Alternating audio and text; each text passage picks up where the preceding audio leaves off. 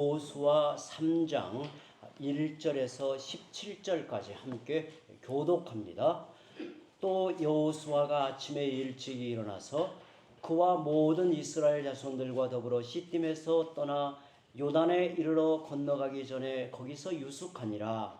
사흘 후에 관리들이 진중으로 두루 다니며 백성에게 명령하여 이르되 너희는 레위 사람 제사장들이 너희 하나님 여호와의 언약궤 매는 것을 보거든 너희가 있는 곳을 떠나 그 뒤를 따르라. 그러나 너희와 그 사이 거리가 2000규빗쯤 되게 하고 그것에 가까이 하지는 말라. 그리하면 너희가 행할 길을 알리니 너희가 이전에 이 길을 지나보지 못하였음이니라 하니라. 여호수아가 또 백성에게 이르되 너희는 자신을 성결하게 하라. 여호와께서 내일 너희 가운데 기이한 일들을 행하시리라. 여호수아가 또 제사장들에게 말하여 이르되 언약궤를 메고 백성의 앞서 건너라 하니 곧 언약궤를 메고 백성의 앞서 나아가니라. 여호와께서 여호수아에게 이르시되 내가 오늘부터 시작하여 너를 온 이스라엘의 목전에서 크게 하여 내가 모세와 함께 있었던 것 같이 너와 함께 있는 것을 그들이 알게 하리라. 너는 언약궤를 맨 제사장들에게 명령하여 이르기를 너희가 요단 물가에 이르거든 요단에 들어서라. 여호수아가 이스라엘 자손에게 이르되 이리 와서 너희의 하나님 여호와의 말씀을 들으라 하고 또 말하되 살아계신 하나님이 너희 가운데 계시사 가나안 족속과 헷 족속과 히 족속과 브리스 족속과 기르가스 족속과 아모리 족속과 여부스 족속을 너희 앞에서 반드시 쫓아내실 줄을 이것으로 너희가 알리라. 보라, 온 땅에 주의 언약궤가 너희 앞에서 요단을 건너가나니 이제 이스라엘 지파 중에서 각 지파에 한 사람씩 12명을 택하라. 온 땅에 주 여호와의 궤를 맨 제사장들의 발바닥이 요단물을 밟고 멈추면 요단물 곧 위에서부터 흘러내리던 물이 끊어지고 한 곳에 쌓여 서리라. 백성이 요단을 건너려고 자기들의 장막을 떠날 때에 제사장들은 언약궤를 메고 백성 앞에서 나아가니라. 요단이 곡식 거두는 시기에는 항상 언덕에 넘치더라. 궤를 맨 자들이 요단에 이르며 궤를 맨 제사장들의 발이 물가에 잠기자 또 위에서부터 흘러내리는 물이 그쳐서 사르랑 가까운 매우 멀리 있는 바다 섬 변두에 일어나 한 곳에 쌓이고 아라바의 바다 여매로 향하여 흘러가는 물은 온전히 끊어지매 백성이 여리고 앞으로 바로 건널새. 함께 읽습니다. 여호와의 언약궤를 맨 제사장들은 요단 가운데 마른 땅에 굳게 섰고 그 모든 백성이 요단을 건너기를 마칠 때까지 모든 이스라엘은 그 마른 땅으로 건너갔더라. 아멘. 이스라엘 백성이 출애굽하여 홍해를 건너고 광야 40년 생활한 후에 요단강을 건너 가나안 땅으로 들어가는 여정은 이 땅에 사는 신자들의 전 세계를 그림처럼 보여줍니다. 이스라엘 백성이 출애굽하여 홍해를 건너는 것은 예수님을 믿어 세례받고 신앙생활을 처음 시작하는 것을 상징합니다. 그들의 광야 40년 생활은 신앙적 삶의 굴곡을 우리에게 보여주고 있고요. 이스라엘 백성이 요단강을 건너 가나안을 정복하는 것은 신자들이 영적 성숙에 이르는 여정을 우리에게 보여주고 있습니다. 오늘 우리가 읽은 여호수아 3장은 이스라엘 백성이 요단강을 건너가는 장면입니다. 이제 가나안 땅에 이르기에 요단강을 건너는 장면입니다. 그들이 가나안에 들어가 그 땅을 정복하는 과정에서 요단강 도하 사건은 너무도 중요했습니다. 이 말씀에서 하나님이 신자들의 영적 성숙을 위해 단련시키는 세 가지 신앙 훈련을 우리가 배울 수 있습니다. 하나님이 약속하신 복음, 그리고 가나안이라는 은혜의 세계를 차지하기 위해서는 반드시 요단강을 건너가야 합니다. 오늘 우리에게도 그렇습니다. 우리에게도 우리가 붙들고 또한 그 은혜의 세계를 누리기 위해서는 건너가야 하는 요단강이 있어요. 이스라엘 백성만이 가나안을 앞둔 요단강이 있는 게 아니라 오늘 우리에게도 요단강이 있다는, 요단강을 건너야 되는데 하나님이 신자들의 영적 성숙을 단련시키는 세 가지 중요한 신앙의 훈련을 오늘 말씀을 통해서 함께 고민하고 또 우리 마음에 깊이 새겼으면 좋겠습니다. 첫째로 하나님은 우리가 거룩한 신앙을 갖추기를 원하십니다. 큰 사명을 앞두고 복됨을 누리기 위해서 은혜의 세계를 차지하기 위해서 요단강을 건널 때 우리에게 요구되는 것은 거룩한 신앙을 갖추기를 원하십니다. 오늘 본문 5절을 우리 함께 읽어봅니다. 여호수아가 또 백성에게 이르되 너희는 자신을 성결하게 하라. 여호와께서 내일 너희 가운데 기이한 일들을 행하시리라. 전쟁을 앞두고 성결을 명령하는 것은 이 전쟁의 성격이 무엇인가를 말해주고 있습니다. 이 전쟁은 거룩한 전쟁이다라는 거예요. 더구나 이제 여호수아 5장으로 넘어가 보면 아주 이상한 장면이 나옵니다. 큰 전쟁을 앞두고 길갈에서 남자들에게 할례를 명령하는 장면이 나와요. 전쟁을 앞두고 할례를 행한다는 것은 상식적으로 이해하기가 어려워요. 왜냐하면 이 할례라고 하는 것은 남자의 생식기의 끝표피를 잘라내는 거예요. 그래서 할례를 행하게 되면 적어도 한 주일 동안은 마음대로 움직일 수가 없어요. 그때 적이 쳐온다거나 어떤 상황이 급변하게 되면 그냥 망하고 마는 거예요. 그런데 큰 전쟁을 앞두고 길갈에서 남자들에게 할례를 행하라는 거예요. 여러분 이게 어떤 의미를 가질까요? 할례를 행하라는 것이 무엇을 의미할까요? 한번 저를 보시기 바랍니다. 우리가 알고 있듯이 할례는 언약의 표징입니다. 언약의 표징이라는 말은 너희가 하나님 앞에 언약 백성이다라는 것을 나타내는 거예요. 전쟁을 앞두고 큰 전쟁을 앞두고 할례를 행하라는 것은 너희가 누구의 백성인가를 분명하게 못 박는 거예요. 또한 할례를 행하라고 하는 것은 너희에게는 언약의 복이 주어졌다는 것을 그들 앞에 그냥 각인을 시켜주는 거예요. 언약의 복이 뭐예요? 아브라함에게 언약하신 그 복됨이 뭐예요? 가나안을 너희에게 기업으로 주신다는 거예요. 전쟁을 앞두고 이보다 더 확실한 약속이 어디가 있겠어요? 하나님께서 책임지신다. 하나님이 보장한다. 그 약속의 복은 너희에게 주어져 있다라고 하는 것을 그들은 그 아픔을 통해서 깊이 새겼던 거예요. 하나님의 관점에서 보자면 필수적이죠. 인간의 관점에서는 이해하기 어렵지만 하나님의 관점에서 이보다 더 확실한 약속이 없는 겁니다. 이스라엘 백성이 앞으로 가나안에서 치를 전쟁은 단순한 정복 전쟁이 아니었습니다. 이는 그들이 하나님을 대신하여 가나안 족속을 쳐내는 거룩한 전쟁을 하는 것입니다. 따라서 이 전쟁에서 이스라엘 백성이 먼저 거룩하지 않으면 안 되었던 것입니다.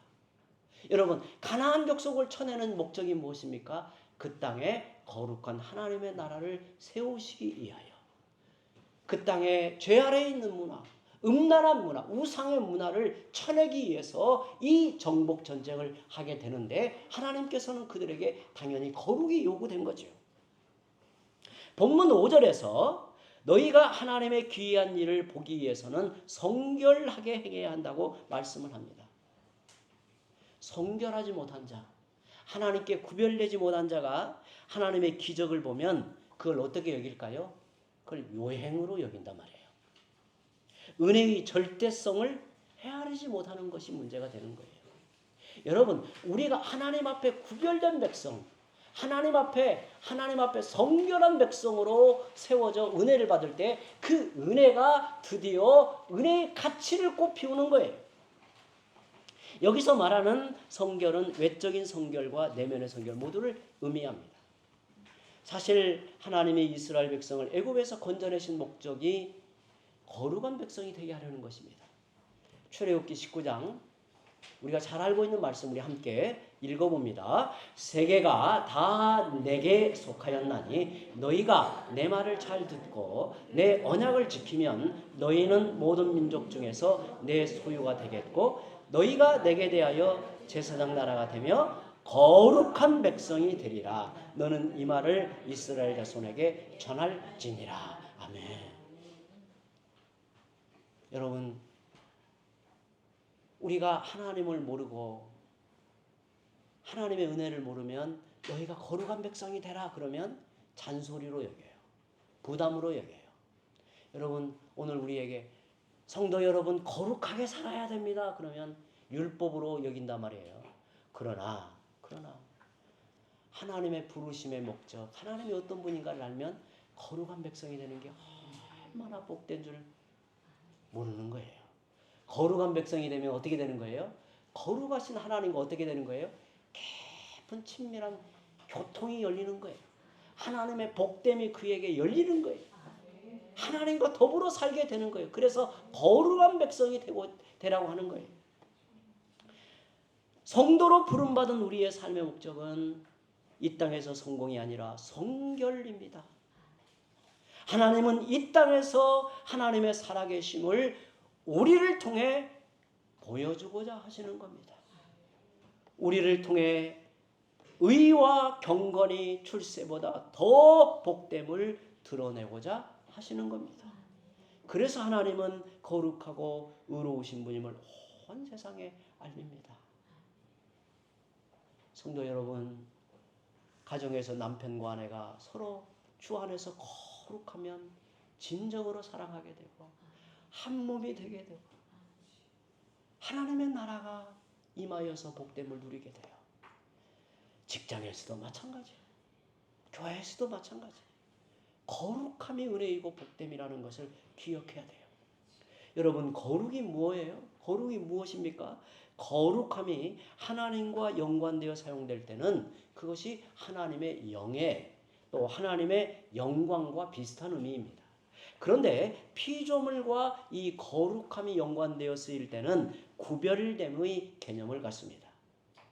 예를 들어 구약 성경에 안식일, 이스라엘 백성, 제사장들, 나실인, 처음 난 것, 성소 등을 가리켜 구별된다라고 하는데 그것이 다른 것들과 거룩하다고 하는데 그것이 다른 것들과 구별되기 때문에 그렇습니다. 특히 타락한 세상에서 성결하게 살려는 거룩한 삶에는 반드시 죄로부터 구별됨이 있어야 하는 겁니다.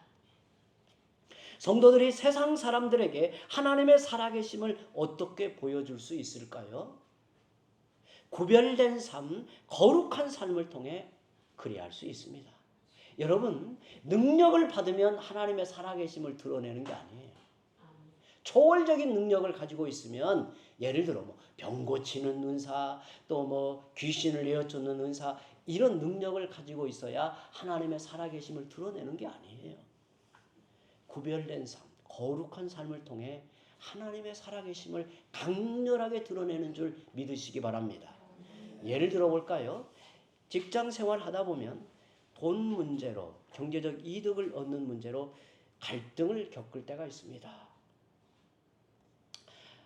우리 직장 생활하는 우리 성도들, 이렇게 직장 안에서 청탁이 되었던, 뇌물이 되었던 이 경제적 이득을 얻는 여러 가지 방법이 내게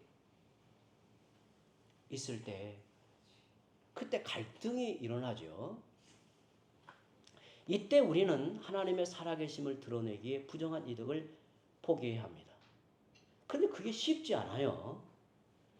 돈 문제 앞에서 신앙이 좋은 사람들도 흔들리게 됩니다. 그런데 그러한 모습을 세상 사람들은 충격으로 여겨요. 세상 사람들은 여러분이 방언을 하고 환상을 보고 그러면 야, 대단하고 놀랍다가 아니라 부당한 이득을 기꺼이 포기하고 진실하고 정직하게 행하면 사람들은 그걸 보고 저 속에 뭐가 있을까? 하나님을 믿는 것이 참되구나 이렇게 받아들인단 말이에요. 이게 대단한 충격을 준단 말이에요. 또한 피곤하고 바쁜 생활 중에도 예배 시간을 잘 지키는 거 세상 사람들의 눈에는 어리석어 보여요.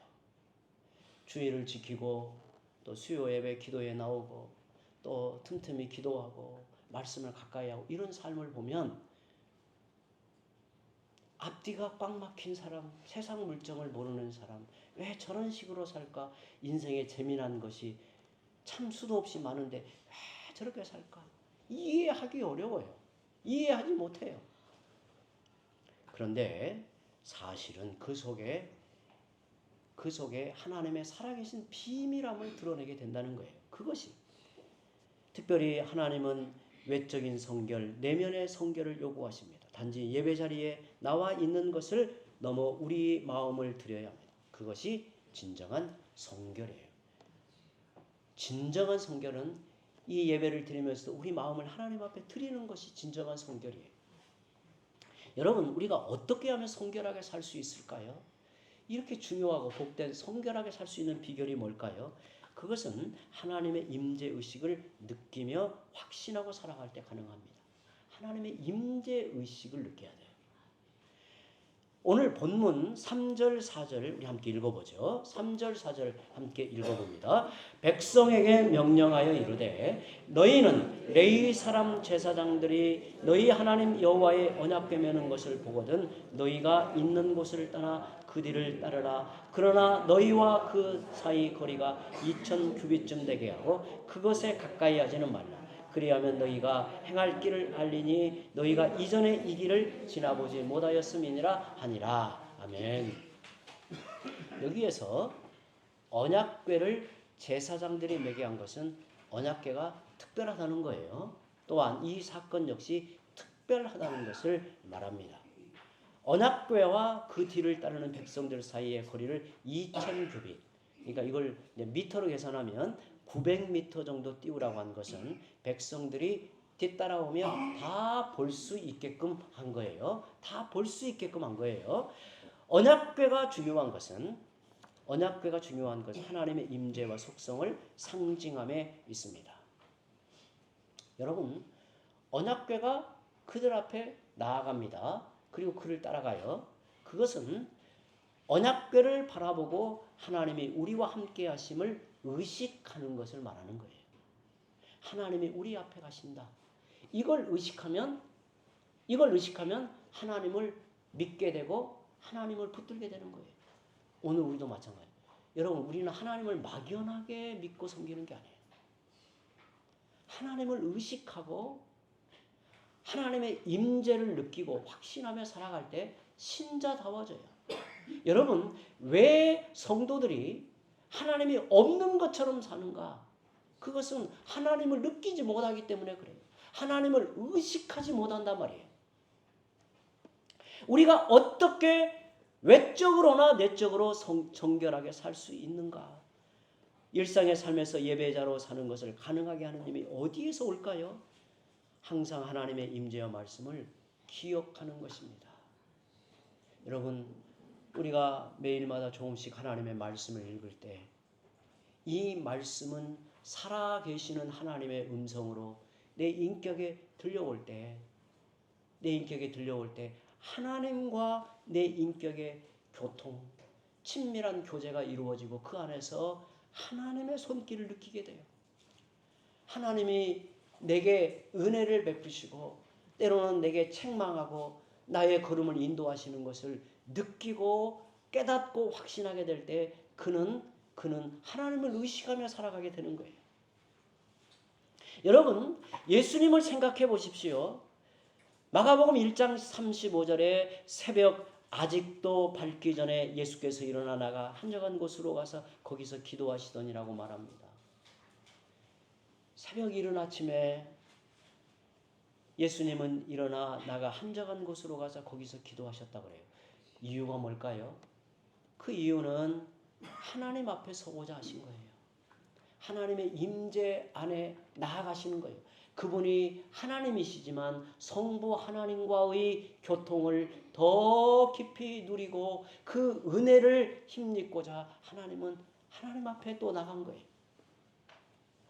하나님의 아들이신 예수님도 하나님의 임재 안에서 사신 거죠. 우리 역시 예수님을 닮아가야 합니다. 하나님의 임재 안에서 일상을 살아가는 것이 그래서 중요합니다.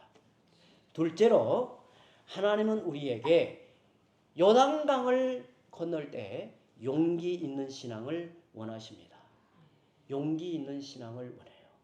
여러분 다시 말씀드립니다.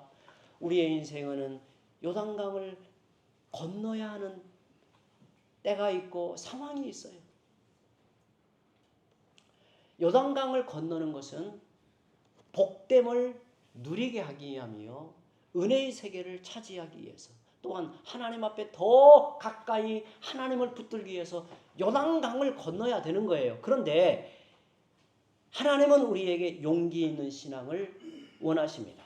13절 함께 읽어봅니다. 13절 온 땅에 주 여호와의 궤를 맨 제사장들의 발바닥이 요단 물을 멈추면 요단물 곧 위에서부터 흘러내리던 물이 끊어지고 한 곳에 쌓여 서리라. 아멘.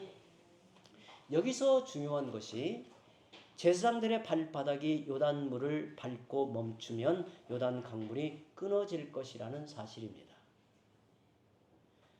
이미 홍해를 건넜던 사람들이 요단강을 건너는 게 두렵겠느냐라고 생각할 수 있습니다. 하지만 가만히 생각해 보면 그렇지 않습니다. 우선 홍해를 건넌 사람들은 요단강을 건넌 이들의 부모 세대일 뿐입니다.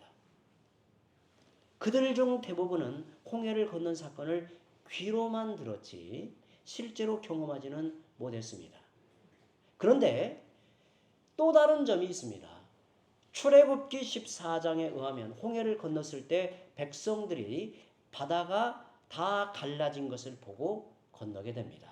이 점이 달라요. 그 부분 읽어보죠. 14장 출애굽기 14장 16절 함께 읽어봅니다.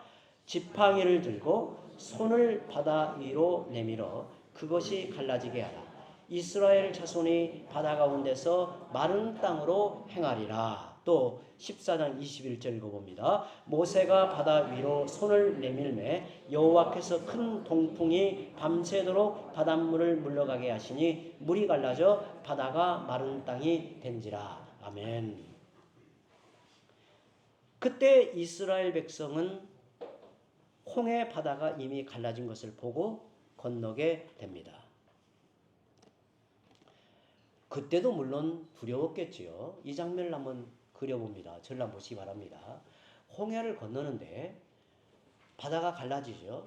그런데 바다가 갈라지는 그 상황을 설명한 이 출애굽기 14장을 보면 물이 큰 벽을 이루어 갈라진 거예요.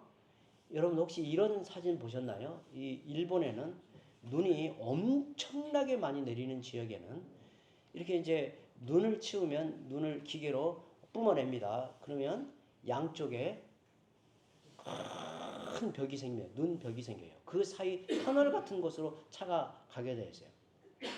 저는 가끔 그런 생각이 들어요. 이게 무너지면 어떻게 될까? 근데 무너지지 않고 그대로 유지가 되니까 사고가 없는데 물이 양쪽에 큰 벽으로 이렇게 갈라지게 되면 아마 그야말로 천연 아쿠아리움을 보았을 거예요. 막 거기에 뭐 물고기가 지나가는 거 보였는지는 모르겠는데 아무튼 그걸 보았을 때 겁이 나지 않았겠어요. 이게 물이 쳐 내려오면 죽는 거 아니에요? 그들도 물론 두려움이 있었을 거라고 생각을 합니다. 그런데 요단강의 상황을 보죠. 요단강은 또 달라요. 언약궤를 맨 제사장들의 발바닥이 요단물을 밟기 전까지는 강물이 흐르고 있습니다. 더구나 15절에 보면 요단이 곡식 거두는 시기에는 항상 언덕에 넘치더라. 궤를 맨 자들이 요단에 이르며 궤를 맨 제사장들의 발이 물가에 잠기자라고 말합니다. 당시는 곡식을 거두는 시기, 즉 니산월 10일 그러니까 우리로 치자면 4월경쯤 됩니다.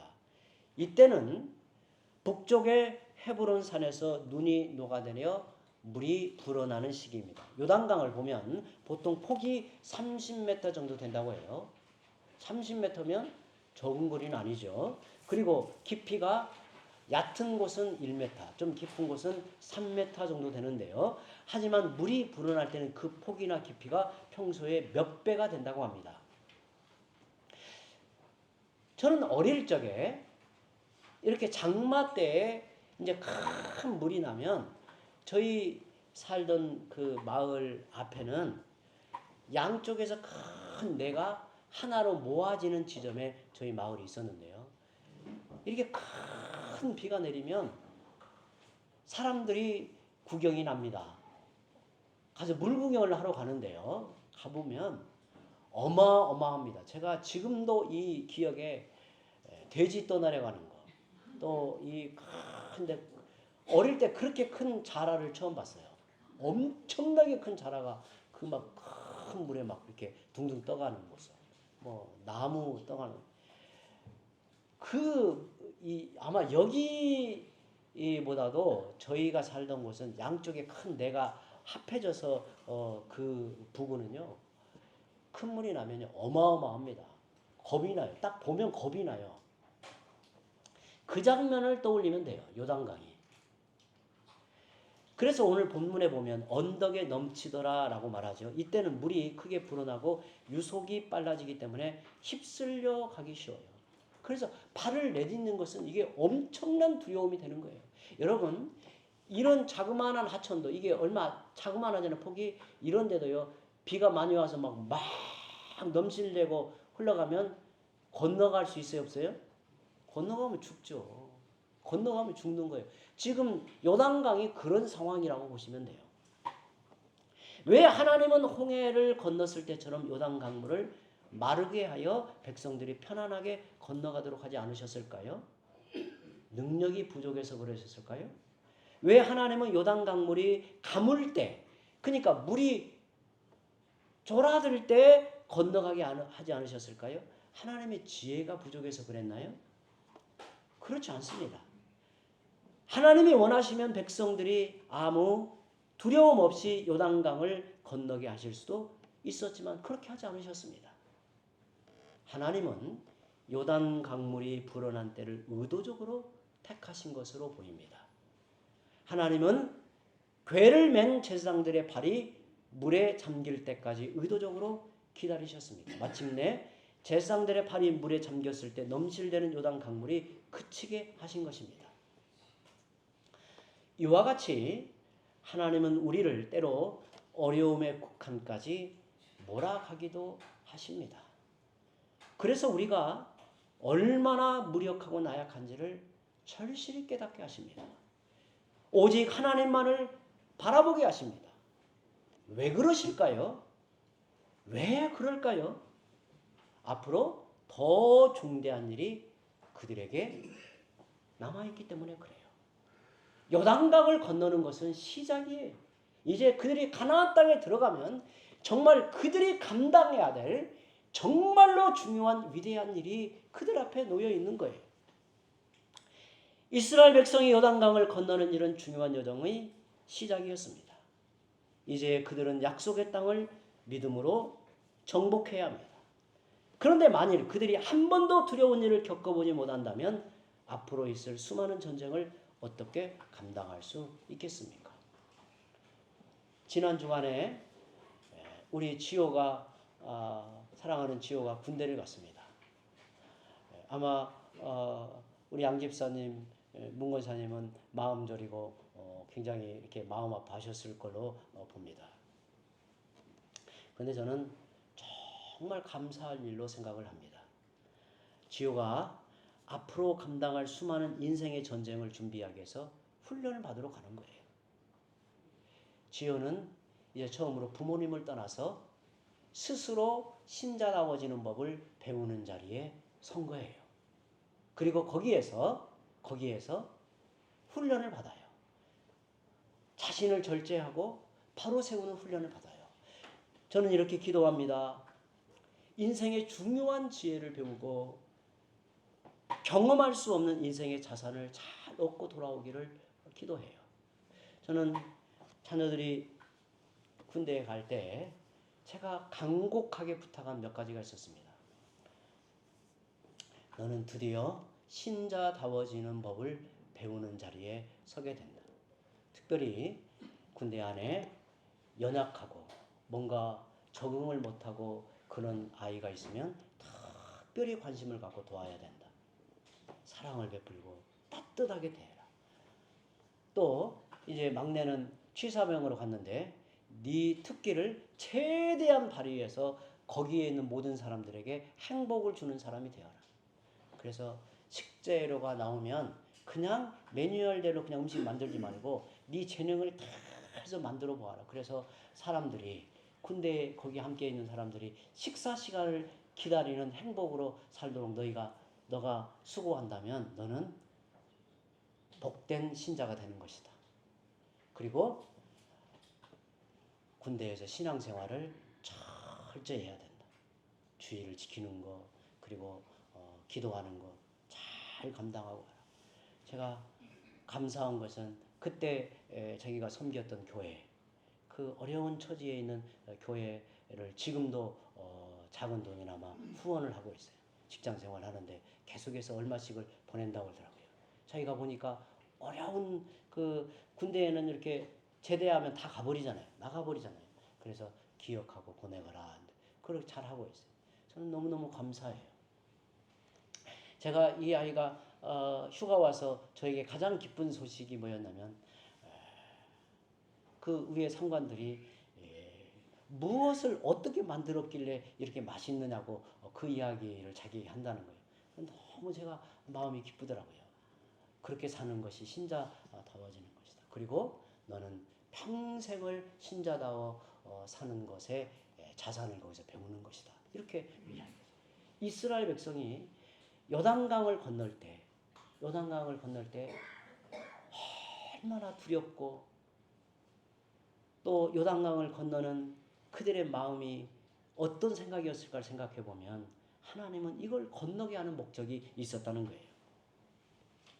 하나님은 어떠한 시험과 난관도 이겨낼 수 있는 길을 열어주십니다. 그것을 하나님께서 그들 앞에 놓으셨기 때문이죠. 본문 11절에 보면 보라 온 땅의 주의 언약궤가 너희 앞에서 요단을 건너가나니라고 말씀을 합니다. 이 말씀을 보세요. 온 땅의 주님의 언약궤가 너희 앞에서 요단을 건너가고 있다. 그러니 언약궤를 보아라. 달리 말하면 하나님을 보아라. 너희 앞에 하나님이 건너가고 계시지 않느냐. 백성들이 요단강을 건너는 일은 분명 믿음과 용기가 필요했습니다. 하지만 그 용기와 힘은 언약궤가 앞서 요단강을 건너는 것을 바라볼 때 얻을 수 있는 것입니다. 우리도 그렇습니다. 삶에 어려움이 있을 때, 두렵고 혼란스러울 때 우리는 예수 그리스도를 기억해야 합니다. 저는 우리 성도들에게 그렇게 부탁합니다. 정말 힘들고 괴롭고 두렵고 어찌할 바를 모를 때 예수님이 십자가에 달려 우리의 죄값을 담당하며 당하신 그 고통, 아픔을 기억해 보라는 거예요. 저도 뭐 크게 몸이 아프진 않았지만 때로 이렇게 몸이 고통스럽고 때로는 이게 이제 뭐 제 경험을 좀 말씀드리면 이렇게 막 배탈이 심하게 난다거나 막 배가 많이 아프고 하늘이 노랗고 막 어떤 이게 잘못하면 죽는 거 아닌가 막 이런 생각이 들 때 저는 떠올리는 게 하나 있습니다. 예수님의 고통이 어떠셨을까? 그때 그 생각을 합니다. 그리고 그 순간을 넘어가려고 합니다. 예수님의 고통은 어땠을까? 예수님이 나의 죄값을 짊어지고 십자가에 저주의 죽음을 당하는 그 고통이 어떠하셨을까? 그런데 인생의 혼란 속에서 예수님을 생각하는 것은 매우 중요해요. 언약궤가 요단강에서 들어 올려진 것처럼 예수 그리스도는 십자가 위에서 높이 들어 올리셨어요. 그리스도는 끝까지 자신의 자리를 지키셨습니다. 그리고 이제는 성령으로 임하여 우리를 도우십니다. 언제 요단강이 멈추어 물이 벽처럼 쌓이게 되었습니까? 이스라엘 백성이 시딤에 있을 때 요단강을 멀리서 바라볼 때가 아니었습니다. 그들이 발을 요단 강물에 내딛었을 때 그 역사가 나타났어요. 내딛었을 때. 우리가 십자가에서 멀리 떨어져 있으면 하나님이 행하시는 기적을 깊이 맛볼 수 없습니다.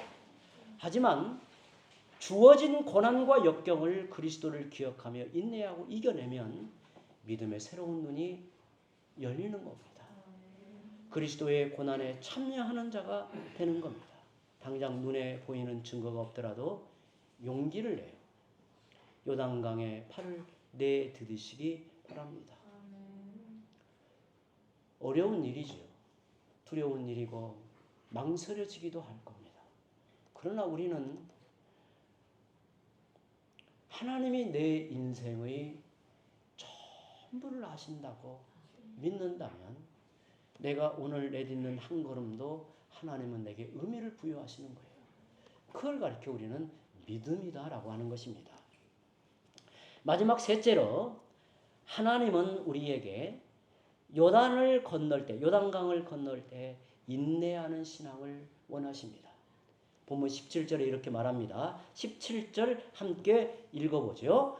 여호와의 언약궤를 맨 제사장들은 요단 가운데 마른 땅에 굳게 섰고 그 모든 백성이 요단을 건너기를 마칠 때까지 모든 이스라엘은 그 마른 땅으로 건너갔더라. 여기에 보면 언약궤를 맨 제사장들의 역할이 나와요. 제사장의 역할이 나와요. 넘실대는 요단강에 첫 발을 내디딘 그들은 백성들이 다 건널 때까지 요단강에 굳게 서 있어야 했습니다. 저는 이 점을 깊이 한번 생각해 보고자 하는 거예요. 그들은 한 번 용기를 발휘하고 끝내는 게 아니라 끝까지 인내하면서 자신의 자리를 지켜야 했습니다. 우리 교회에도 이런 사람들이 언제나 필요했고 이런 사람들이 계셔서 우리 교회가 서가고 있는 겁니다. 다른 사람이 강을 다 건널 때까지 자기의 자리를 지키는 사람, 내게 주어진 자리에서 묵묵히 감당하는 사람, 이런 사람을 하나님은 언제나 귀하게 쓰십니다. 바로 이런 사람들이 어려울 때 교회를 끝까지 지켜 세우는 겁니다.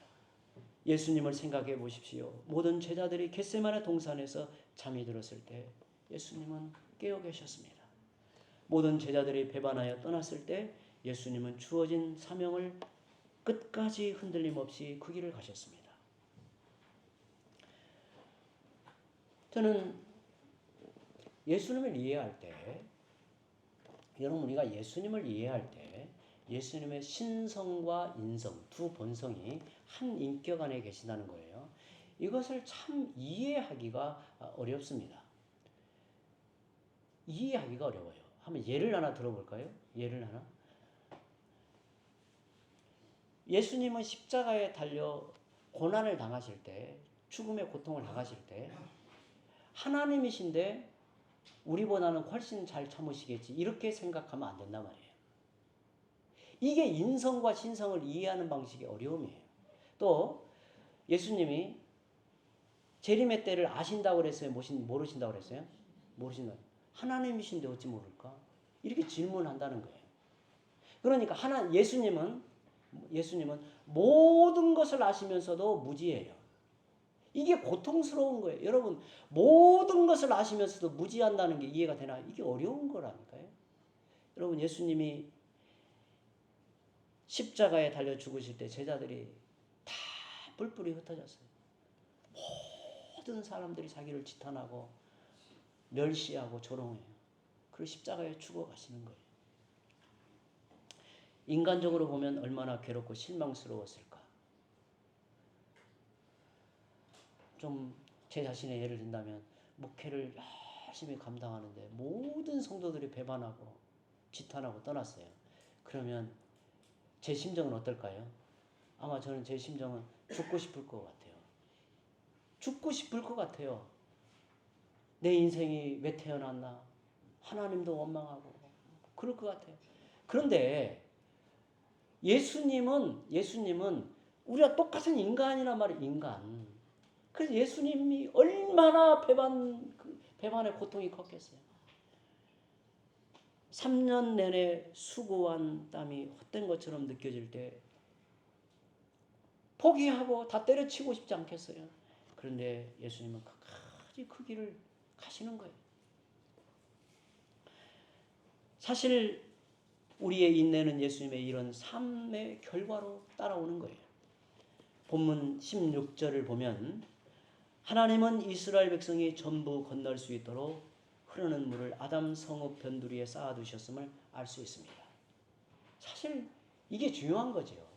제사장의 헌신 인내보다 사실 하나님이 그들을 거두고 있는 거죠. 16절 함께 읽어보죠. 16절 곧 위에서부터 흘러내리던 물이 그쳐서 사르단에 가까운 매우 멀리 있는 아담 성읍 변두리에 일어나 한 곳에 쌓이고 아라바의 바다 여매로 향하여 흘러가는 물은 온전히 끊어짐에 백성이 여리고 앞으로 바로 건널세. 우리가 이 장면을 가만히 생각해 보면 하나님께서 그들 배후에 또 그들과 함께 피할 길을 주시고 건너갈 수 있는 힘도 주시고 그들에게 용기와 또한 담대함을 주시는 거예요. 고린도전서 10장 13절에 이렇게 말씀합니다. 사람이 감당할 시험 밖에는 너희가 당한 것이 없나니 오직 하나님은 미쁘사 너희가 감당하지 못할 시험당함을 허락하지 아니하시고 시험당할 즈음에 또한 피할 길을 내사 너희로 능히 감당하게 하시느니라. 문제는 시련이 있느냐 없느냐가 아닙니다. 성도 여러분, 우리의 삶에 시련이 있느냐, 고난이 있느냐, 괴로운 일이 있느냐 없느냐 이게 문제가 아니에요. 그보다 더욱 중요한 것은 그것을 대하는 우리의 믿음입니다. 이스라엘 백성과 제사장들처럼 끝까지 인내하며 믿음으로 하나님을 바라보고 나아가면 하나님은 반드시 피할 길을 주시고 그 길을 넘어가게 하시고 그 길을 통과하게 하셔서 영적 유익을 얻게 하시는 겁니다. 마지막으로 여호수아 4장 23절 24절 말씀을 함께 읽어봅니다. 여호수아 4장 23절 24절 이게 여호수아가 백성들에게 하는 말이에요. 함께 읽어봅니다. 너희의 하나님 여호와께서 요단물을 너희 앞에서 마르게 하사 너희를 건너게 하신 것이 너희의 하나님 여호와께서 우리 앞에 홍해를 말리시고 우리를 건너게 하신 것 같았나니 이는 땅의 모든 백성에게 여호와의 손이 강하신 것을 알게 하며 너희가 너희의 하나님 여호와를 항상 경외하게 하려 하심이라 하라. 이 말을 쉽게 말하면 그때나 지금이나 여전한 하나님을 말하는 거예요. 여전하신 하나님. 이스라엘 백성이 홍해를 건넜을 때 홍해를 건너므로 인하여 놀라운 일을 경험했잖아요. 심지어 이 홍해를 건넌 일이 어느 정도 큰 사건이었냐면 가나안 땅에까지 소문이 퍼졌다는 거예요.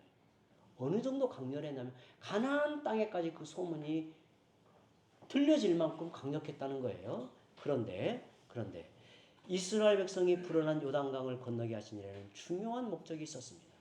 이것은 그 땅의 모든 백성들에게 여호와의 손이 강하신 것을 알게 하시려는 뜻이었습니다.